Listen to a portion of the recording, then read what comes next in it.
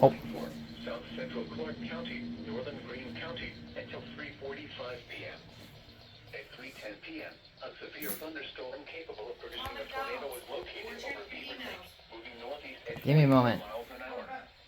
Hazard, tornado. Source, radar indicated rotation. Impact, flying debris will be dangerous to those caught without shelter. Mobile homes will be damaged or destroyed.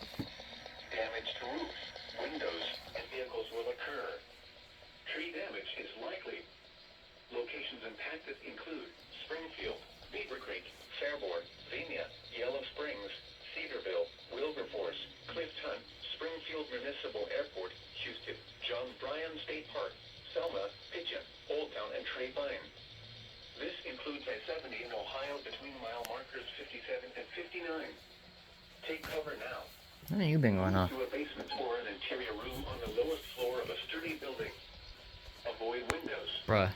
If you are outdoors, in a mobile home, or in a vehicle, move to the closest substantial shelter and protect yourself from flying debris. To report severe weather, go to our website at weather.gov/ILN and submit your report via social media when you can do so safely.